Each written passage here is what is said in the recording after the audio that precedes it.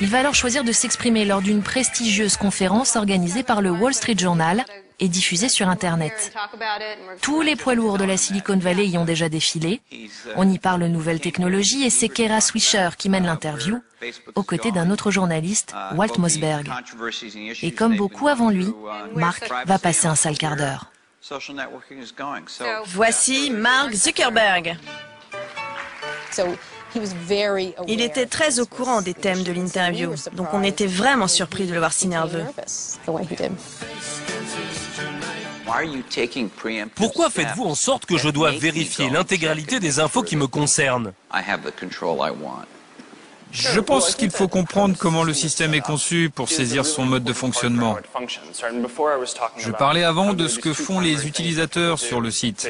Ils partagent leurs informations avec leur entourage.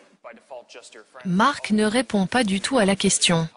Mais en face de lui, le journaliste insiste. Mais vous n'avez pas répondu à ma question.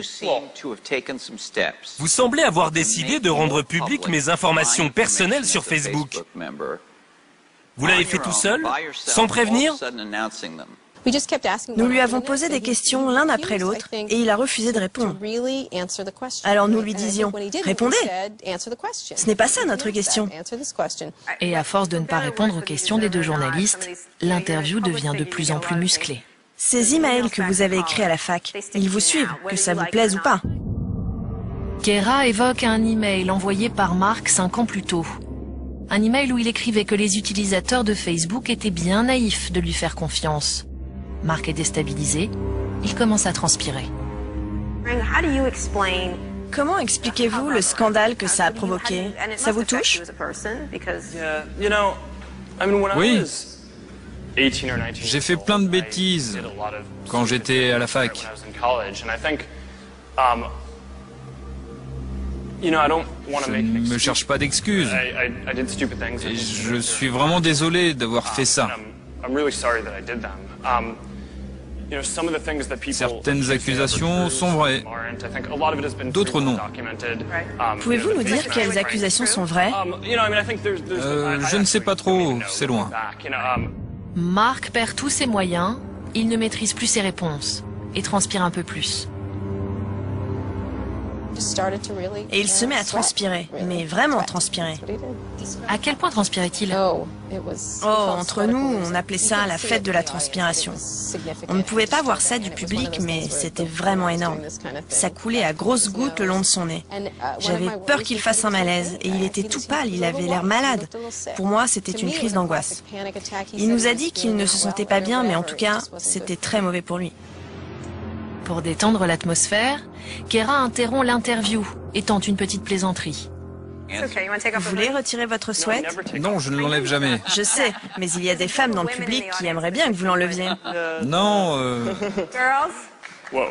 En s'épongeant le front, Mark prend conscience de la situation. Il cherche une issue, mais les questions repartent de plus belle.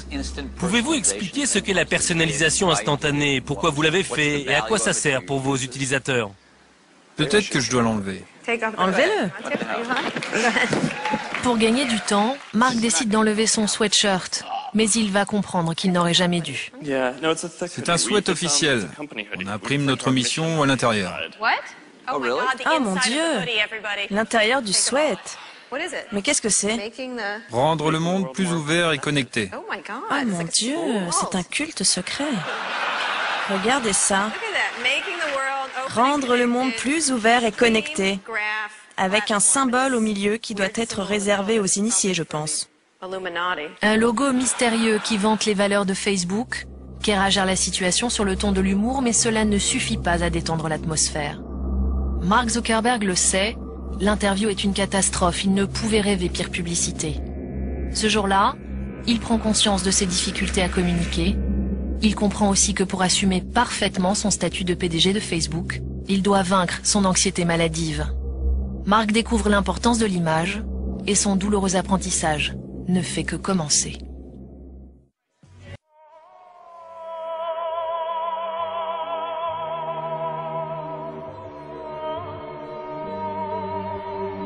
pourquoi le jeune patron de Facebook ne se sépare-t-il jamais de son sweatshirt à capuche? Les rumeurs les plus folles circulent depuis des mois. Les internautes ont enfin une piste. Et oui, l'insupportable geek multimilliardaire, le très présomptueux Mark Zuckerberg, a enfin retiré son inséparable hoodie. C'est comme ça qu'on appelle les sweats à capuche. Forcé de tomber la veste devant les caméras de télévision. Et qu'a-t-on découvert à l'intérieur? Pas un gris-gris, Damien, pas une doublure en billets de 100 $. Non. Un étrange dessin digne du Da Vinci Code, un schéma mystique censé représenter la mission de Facebook.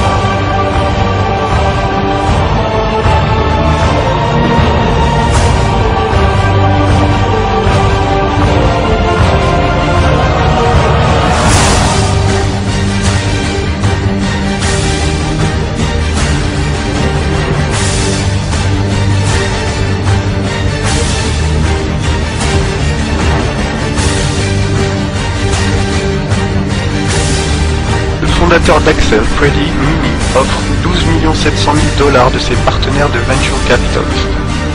Le manager d'Axel, James Breyer, PDG du National Venture Capitalist, NVCA, est créé par Gilman Louis, PDG de Intuitel, une entreprise capitaliste créée par la CIA en 1992.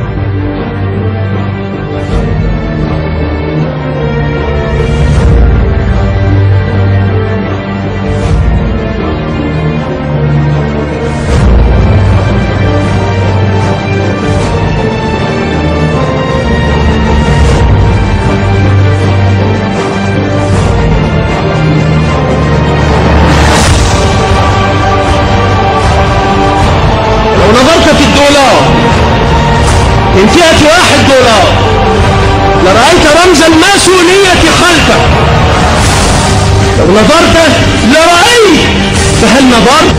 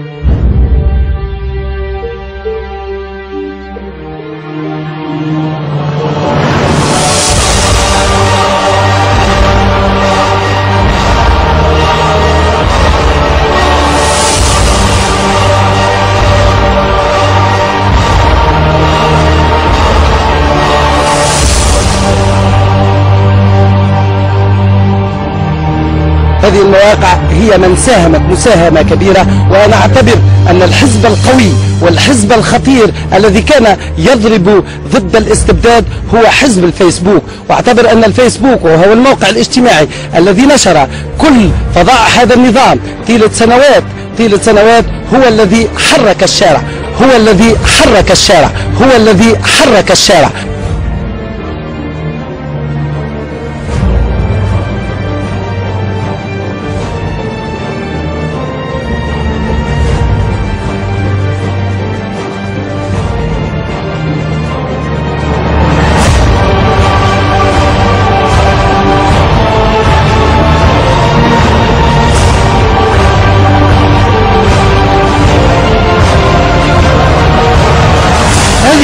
الجمهورية الديمقراطية العالمية هي في حقيقتها دولة إسرائيل الكبرى. يريدون أن يحكموا العالم، أن يتحكموا في الشعوب كافة، في مقدراتها وفي مصائرها، وتكوين الحكومة اللادينية الديمقراطية المدنية العالمية. حرية، إخوان، مساواة، إنسانية، هذه شعارات الماسونية يهتف بها اليوم في جميع أقطار المسلمين، وتخرج الجماهير الغافية الحمقاء في الشوارع كالقطعان تساق وراء كل مغموس في دينه متبع لأعداء نبيه صلى الله عليه وسلم. تخرج الجماهير